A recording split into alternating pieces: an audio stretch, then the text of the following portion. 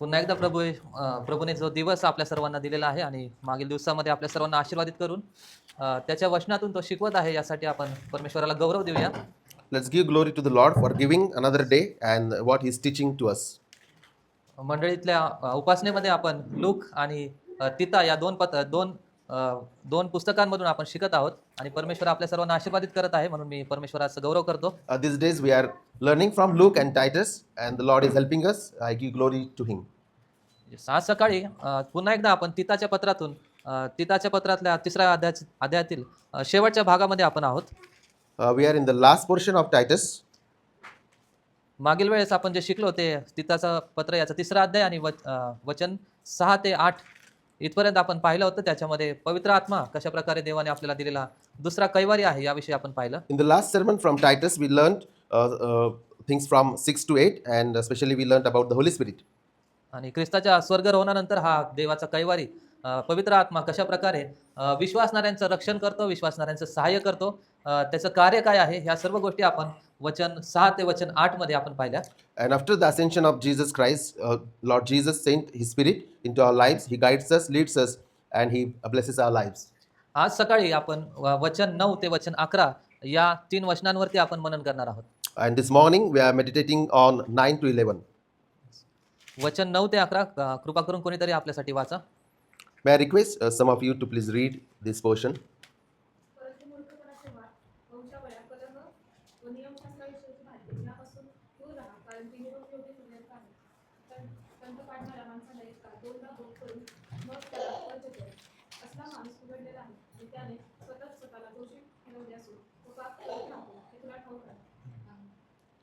आमेन.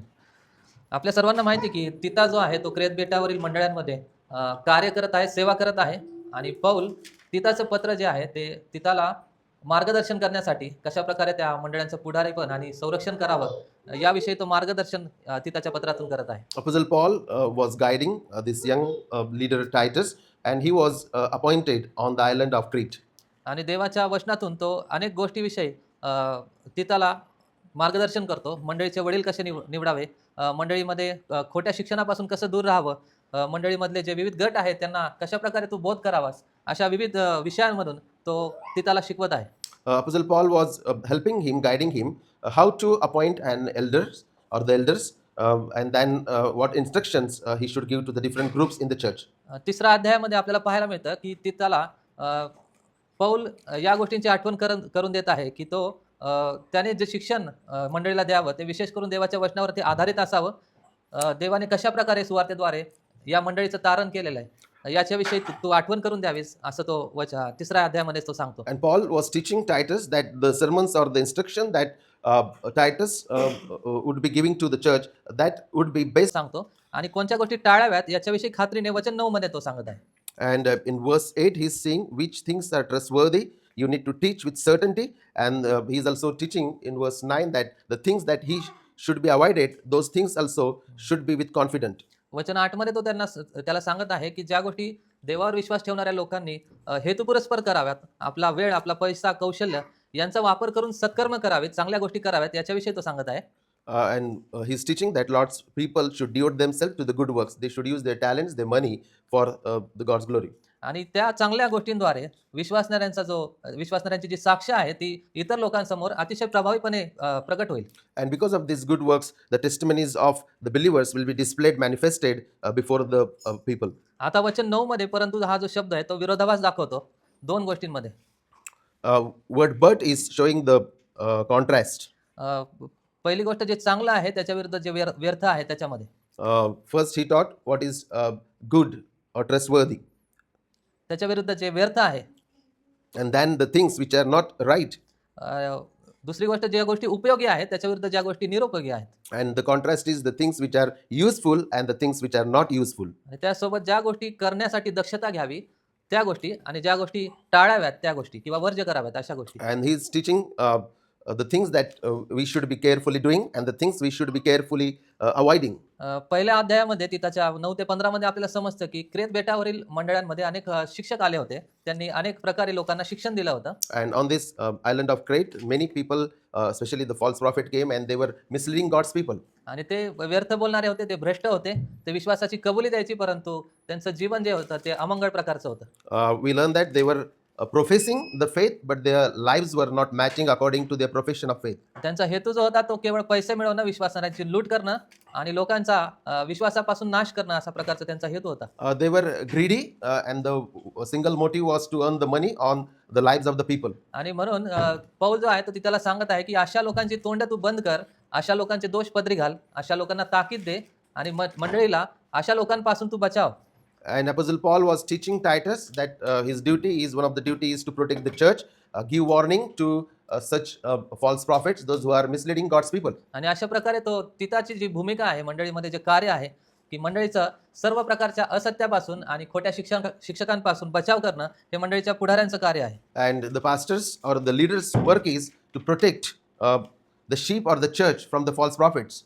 आता वचन 9 मध्ये जो कॉन्ट्रास्ट आहे, जो विरोधाभास आहे, तो काय आहे आणि कोणत्या गोष्टी टाळाव्यात याविषयी आपण पाहूया. And in verse 9 we are going to learn which are those things which we need to avoid. वचन 9 मध्ये तो सांगतो, मूर्खपणाचे वाद, वंशावळ्या, तंटे आणि नियमशास्त्राविषयीची भांडणे या गोष्टींपासून तू दूर राहा. But avoid foolish controversies, genealogies, dissensions and quarrels about the law. आणि अशा प्रकारची सूचना आपल्याला तिमोथेच्या पत्रामध्ये देखील पाहायला मिळतं. 3 वेळा त्या ठिकाणी पौलाने तिमोथेला हे शिकवलं की तू या सर्व गोष्टींपासून दूर राहा. Same instruction we find in 1 Timothy. आणि त्या ठिकाणी 3 संदर्भ आहे. पहिले तिमोथेय 1, 3 ते 6, 6, 3 ते 5 आणि दुसरे तिमोथेय 2, 23 या 3 ठिकाणी आपल्याला पाहायला मिळतो की वेगवेगळ्या प्रकारे पौल जो आहे तो तिथेला देखील याविषयी इशारा देत आहे. And in chapter 1 as well as chapter 3, chapter 6, Apostle Paul was giving instruction to young Timothy. आणि तो हे दाखवून देत आहे की खोटे शिक्षक जे आहे ते मंडळीचं सत्य शिक्षण आहे, सुवार्थ आहे, जी प्रेषितांनी दिलेली आहे, जी देवापासून आलेली आहे, त्या सुवार्थेमध्ये ते भेसळ करतात, त्या वचनांचा ते विपर्यास करतात. And he was teaching them that the gospel that came from God and that came from the apostle, these false prophets, they were आणि त्यासोबत ज्या गोष्टींचा संदर्भ सुवार्थेशी जुळत नाही त्या गोष्टी जोडायचा ते प्रयत्न करतात. and they were adding into the gospel. मानवी मत, मानवी विचार, मानवी तत्व यांची भेसळ करून ते सुवार्ता दाखवतात.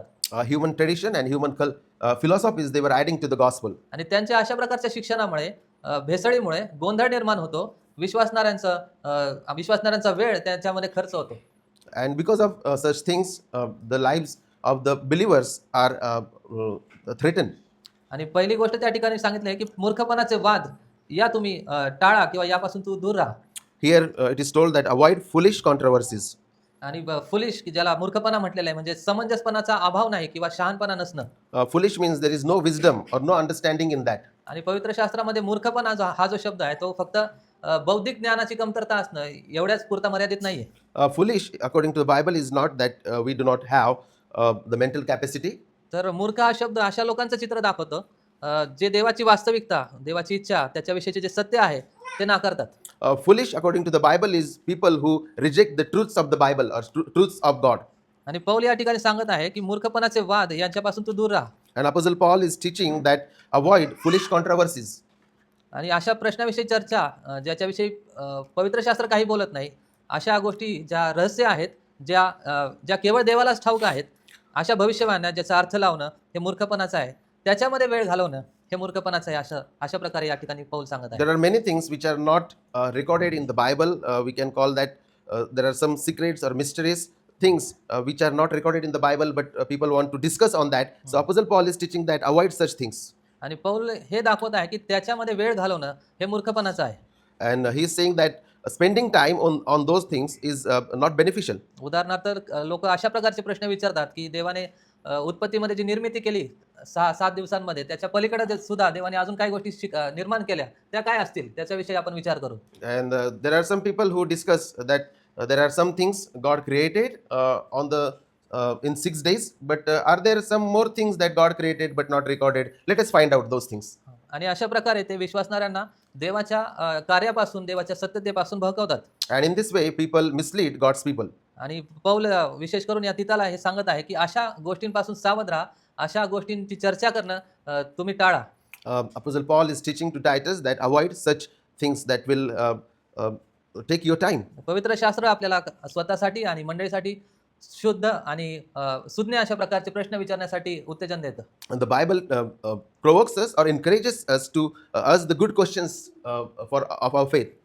आम्ही देवाच्या कृपेमध्ये वाढत आहोत का? काय माझं संभाषण देवाला प्रशंसा देणारं आहे का? There are really good questions that we should be asking, that am I growing in the Lord? Is my life God glorifying? मी आणि माझं कुटुंब भल्या आणि विश्वासू दासाप्रमाणे परमेश्वराची सेवा आम्ही करत आहोत का? Is my family a good steward and serving the Lord? माझं वैयक्तिक आणि कौटुंबिक जीवन देवाचं गौरव करणारं आहे का? Is my personal and family life God glorifying? अशा अनेक गोष्टी आहेत ज्या आपण स्वतःला विचारू शकतो, स्वतःचं परीक्षण करू शकतो, देवाच्या वचनाविषयी विचारू शकतो आणि देवाच्या वचनाचा अर्थ काढण्यासाठी ते आपल्याला मदत करतील. In order to interpret the word of the Lord, we can ask the good question to the text. आणि म्हणून या ठिकाणी पौल सांगत आहे की अशा प्रकारच्या प्रश्नांमध्ये वाद घालण्यामध्ये, मूर्खपणाच्या प्रश्नामध्ये तू वेळ घालवू नको.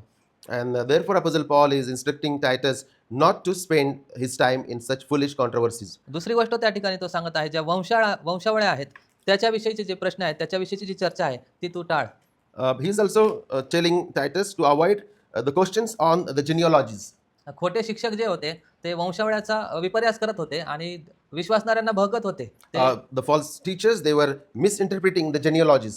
आणि त्यावेळेसचे खोटे शिक्षक जे वंशावळ्या आहेत त्याचा रूपकात्मक अर्थ काढत असे आणि त्याच्यातून लोकांना येशू ख्रिस्ताचं जे वंशावळी आहे किंवा देवाने कशा प्रकारे त्याचा करार जपला त्या करारापासून लोकांना भगवून दुसऱ्या असत्य गोष्टींकडे लक्ष द्यायला भाग पाडत होते. Instead of teaching about the covenants and genealogies, they were allegorically interpreting genealogies and misleading God's people.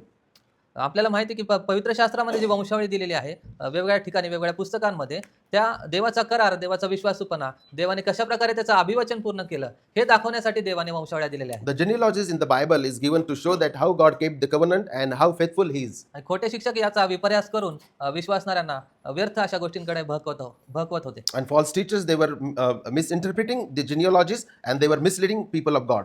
परंतु ज्या लोकांना सत्य माहिती नाही, जे वचनापासून दूर आहेत, ते अशा लोकांना बळी पडत असे आणि त्यांना वाटत असे की या गोष्टी खूप रहस्यमय आहेत आणि त्या आत्मिक श्रेष्ठतेच्या गोष्टी आहेत, खूप चांगल्या गोष्टी आहेत. And people who did not read their Bible or did not know the Bible, they fell prey to such false teachers. परंतु पवित्र शास्त्र आपल्याला हे दाखवतं की या गोष्टी कितीही आकर्षक जरी असल्या तरी त्या कथा विश्वासणाऱ्यांसाठी अनावश्यक आहेत, व्यर्थ आहेत, कारण त्या पूर्णपणे असत्याने भरलेल्या आहेत. These stories might be attractive, but they are full of falsehood.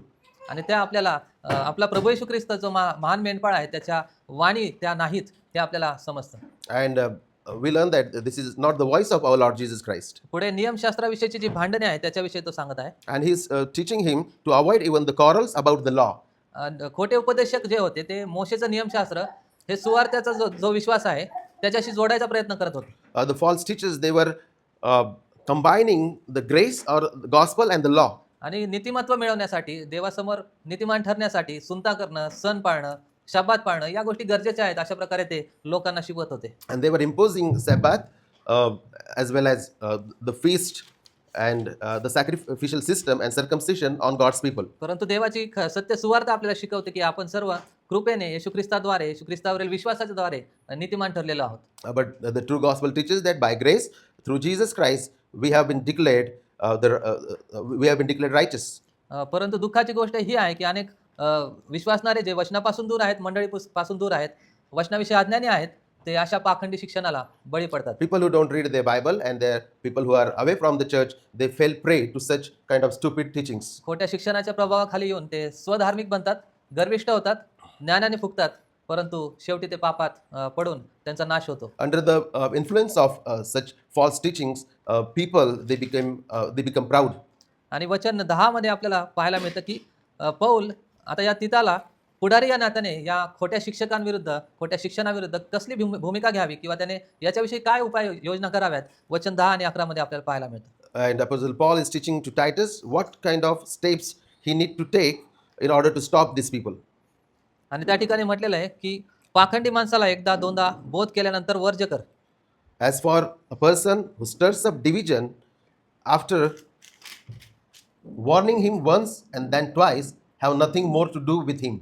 आणि पौल या ठिकाणी तिताची जी भूमिका आहे पुढारी या नात्याने, आत्मिक पुढारी या नात्याने, त्याविषयी पुन्हा एकदा त्याला आठवण करून देत आहे की मंडळीचं संरक्षण करण्यासाठी तू अशा लोकांपासून दूर राहा, अशा लोकांना तू वर्ज्य कर.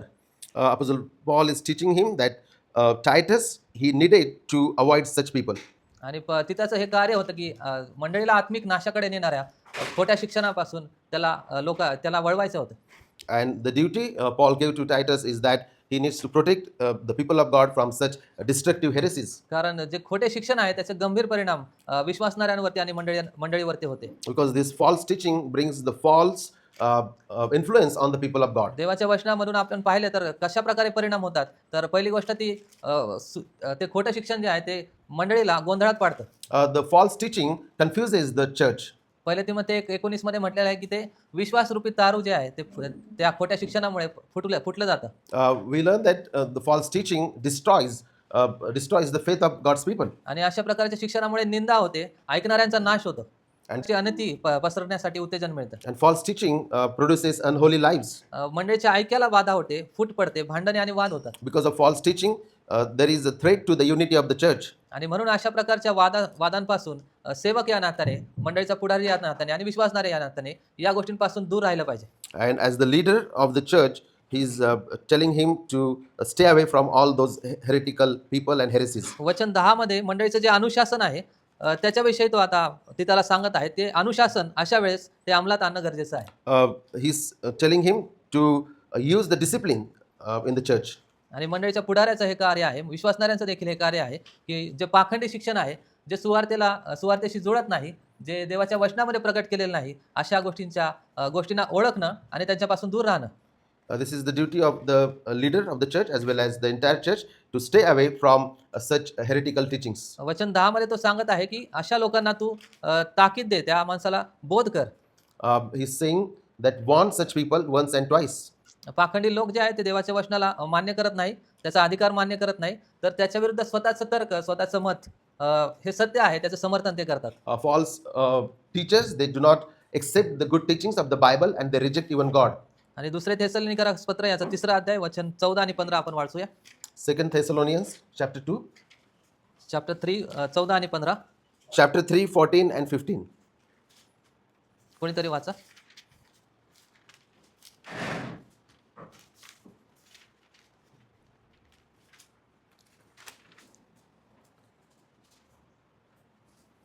If anyone does not obey what we say in this letter, take note of that person and have nothing to do with him, that he may be ashamed. Do not regard him as an enemy, but warn him as a brother.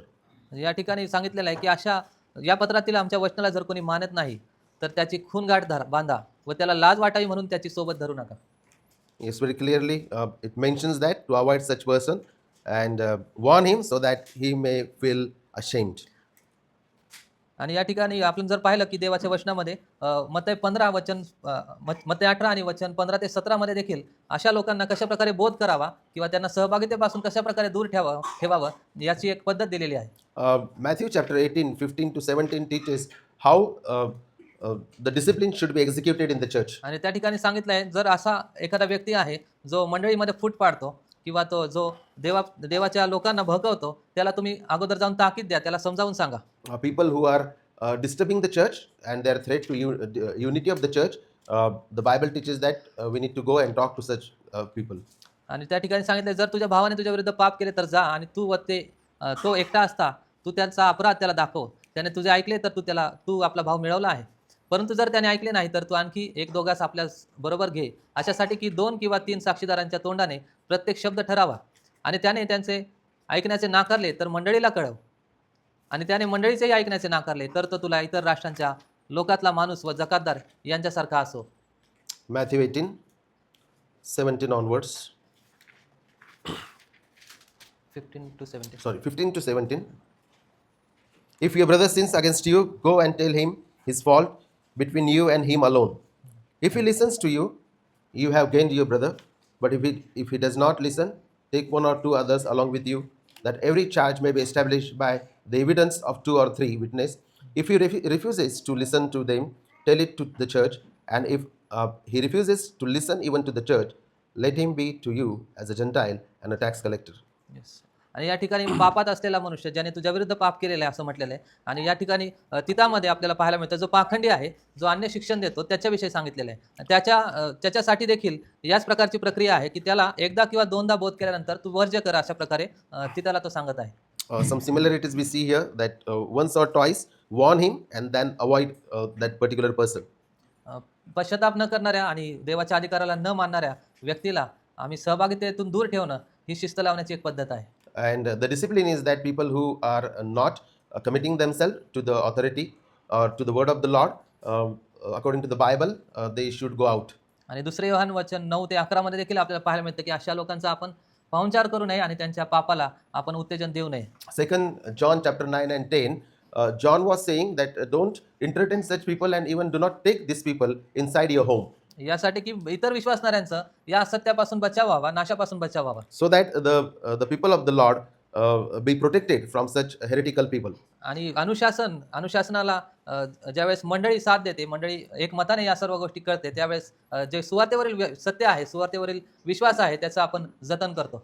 When the whole church in unity takes such decision, we protect the gospel of Lord Jesus Christ. कारण फूट पाडण्याची जी वृत्ती आहे, मंडळीमध्ये फूट पाडण्याची वृत्ती ही व्यक्ती पापात आहे त्याचं ते पूर्ण लक्षण आहे. People who like to divide the church is the sign that a particular person is dealing wickedly. गलती 5 आणि 19 आणि 20 मध्ये आपल्याला पाहायला मिळतं की तंटे आणि फुटाफूट त्या गोष्टी ज्या आहेत, त्या देहाची जी कर्मे उघड आहेत, त्याच्यामध्ये देखील तंटे आणि फुटाफूट या दोन गोष्टी नमूद केलेल्या आहेत. Strife and fights are the sign of the flesh. आणि म्हणून अशी व्यक्ती पापात आहे, म्हणून त्याला शिस्त लावणं गरजेचं आहे. अशा लोकांना तुम्ही ताकीद द्या, अशा लोकांना तुम्ही समजावून सांगा, अशा लोकांसाठी साक्षीदार घेऊन जा आणि मंडळी या नात्याने तुम्ही त्यांना अनुशासन लावा. The Bible teaches that first give them understanding, show them the scripture. If not, warn them. Otherwise, take the discipline on them. मंडळी आपल्या सर्वांसाठी हा बोध आहे की आम्ही ख्रिस्ती या नात्याने देवाचं जे अनुशासन आहे त्याला आम्ही सहकार्य करावं. As a church of Lord Jesus Christ, we should support the discipline. आणि त्याचसोबत जे खोटे शिक्षक आहेत त्यांच्या शिक्षणाला आम्ही बळी पडू नये, तर देवाच्या वचनामध्ये आम्ही ज्ञानी असावं आणि सतर्क असावं.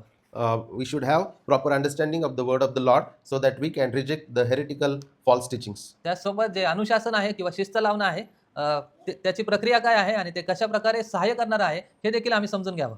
And it is very important to the church how the discipline is executed in the church. What is the procedure of the discipline? अनुशासन हे फक्त कठोरपणे केलेली प्रक्रिया नाही, तर ती देवाची एक कृपा आहे. ती प्रेमळपणे करणं गरजेचं आहे, ती पक्षपात न करता करणं गरजेचं आहे, ती सुधारणा करणारी असावी. Discipline should not be done in harshness, but we should understand that this is the grace of the Lord. It should bring the changes in the lives of the person, and it should be dealt without partiality. आणि त्याचा उद्देशच हा आहे की त्या व्यक्तीने पश्चाताप करावा आणि देवाकडे पुन्हा वळावं. And the purpose of the discipline is that a person should repent and he should be restored. आणि देवाचं वचन आपल्याला स्पष्ट सांगतं की मंडळीने अशा प्रकारच्या अनुशासनामध्ये सहभाग घ्यावा, अशा प्रकारच्या व्यक्तींसाठी आम्ही प्रार्थना करावी, अशा प्रकारच्या व्यक्तींना समजावून सांगण्यामध्ये आम्ही पावले उचलावी. And the word of the Lord is encouraging us to understand the discipline, and unitedly we need to take the step so that a particular person will be changed or transformed. मंडळी हे किती अद्भुत आहे पहा की अशा प्रकारच्या लोकांविषयी देखील देव काळजी करतो. Church, look at this, how wonderful this is that God cares for such kind of people even.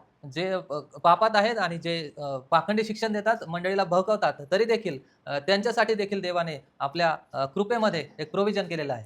We learn the provision of God for such people who are in sin and people who are teaching the false things. मंडळी हे आमचं कार्य आहे की अशा लोकांसाठी प्रार्थना करणं आणि अशा लोकांना पश्चातापाकडे वळावं, त्यांनी वळावं आणि सत्यामध्ये त्यांनी राहावं, यासाठी एकमेकांना आम्ही आधार द्यावा, एकमेकांना आम्ही उत्तेजन द्यावं आणि एकमेकांना आम्ही साथ द्यावी. Church, we need to pray for such people and even understand the discipline, how it should be executed, and unitedly take the step.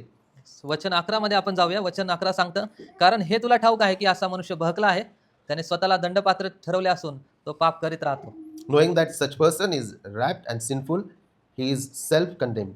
आणि वचन 11 आपल्याला हे दाखवत आहे की खोटं शिक्षण देणारे किंवा बहकवणारे, असत्य पसरवणारे लोक जे आहेत ते स्वतःच्या इच्छेने ह्या सर्व गोष्टी करत आहेत. Verse 11 teaches that such people who are teaching the false things, they are doing according to their own will. ते जाणीवपूर्वक फूट पाडतात, ते जाणीवपूर्वक ऐक्याचं जे महत्त्व आहे ते कमी करतात. intentionally they are demeaning the value of the word of the Lord, and intentionally they are bringing the disunity in the church, आणि ते आंतरिकरित्या ते भ्रष्ट आहेत and from inside they are corrupt. आणि ते स्वतःवरती देवाचा न्याय ओढून घेतात. ते मंडळीची जे शिस्तभंगाची कारवाई आहे ती सुद्धा ते स्वतःवरती ओढून घेतात. And they are inviting the judgment and the discipline from the Lord. आणि देव आपल्याला हे सांगत आहे की अशा लोकांना तुम्ही आयडेंटिफाय करा, त्यांना तुम्ही ओळखा आणि अशा लोकांना तुम्ही त्या प्रक्रियेमध्ये आणा. The word of Lord is encouraging us, encouraging the church to identify such people and execute the discipline towards them. आणि या सर्वातून आपण काय बोध घेतो? What do we learn from all these things? पहिली गोष्ट, विश्वासणाऱ्या या नात्याने आम्ही देवाच्या सत्याचं मनन करण्यामध्ये आम्ही वेळ घालवावा. Firstly, we should be meditating on the word of the Lord, आणि जे असत्य आहे त्याला आम्ही ओळखावं, त्याच्यापासून दूर राहावं. in order that we should be able to reject what is false. त्याचसोबत जे सत्याची घोषणा करतात, जे सत्याला धरून आहेत, अशा लोकांसोबत आम्ही खंबीरपणे राहावं. Stand with those people who preach the truth. आम्ही देवाची पवित्र वधू होण्यासाठी आम्हाला पाचारण करण्यात आलेले, आम्हाला निवडण्यात आलेले, म्हणून आमच्यासाठी अनुशासन ही जी गोष्ट आहे ती एक कृपा आहे. We are elected and called to be saints or holy. Therefore, discipline is a grace unto us. देवाने आम्हाला भ्रष्ट जगातून बाहेर काढलेलं आहे आणि तो आता आम्हाला त्याची पवित्र वधू म्हणून तयार करत आहे. याचं चित्र मंडळीतून जगाला दिसणं गरजेचं आहे. The Lord has called us or brought us out of the corrupt world, and He is making us holy, and that picture should be known or displayed to the others. आणि म्हणून अनुशासनाची जी कृपा आहे ती आम्ही मान्य करावी आणि अनुशासनाच्या कृपेला आम्ही समर्थन करावं. And therefore, support the grace of the discipline and accept the grace of the discipline. त्यासोबत आम्हाला हे शिकणं गरजेचं आहे की मंडळीत जेव्हा आम्ही सदस्य असतो, सभासद असतो, त्यावेळेस आपलं एक प्रिव्हिलेज आहे, आपली ही धन्यता आहे की देवाने आम्हाला सुरक्षित समूहामध्ये आणून ठेवलेलं आहे. When we are the members of the church, we should be thankful that the Lord has brought us in a secure place. आणि मंडळीमध्ये या सर्व गोष्टी आहेत त्या देवाच्या वचनाच्या अधिकाराखाली त्या लागू होतात आणि देव आम्हाला शुद्ध करत जातो. All these things are under the word of the Lord, under the authority of the Lord, and the Lord keeps on making us holy. मंडळीच्या बाहेर सुरक्षितता नाही, मंडळीच्या बाहेर आम्ही कुठे जबाबदार नाही आणि आमच्या नाशासाठी देखील कोणी जबाबदार नाही. There is no security and no accountability outside of the church, and there is no responsibility of the destruction of the soul out of the church. आणि म्हणून आम्ही मंडळी या नात्याने आणि सभासद या नात्याने एका समूहात, एका सत्यामध्ये, एका विश्वासामध्ये, ऐक्यामध्ये राहून परमेश्वराचा गौरव करतो. And as the member of the church, in oneness, we worship the Lord and serve the Lord. प्रभू करो आणि या वचनातून आपल्याला आशीर्वाद मिळो. May the Lord bless all of us through this word.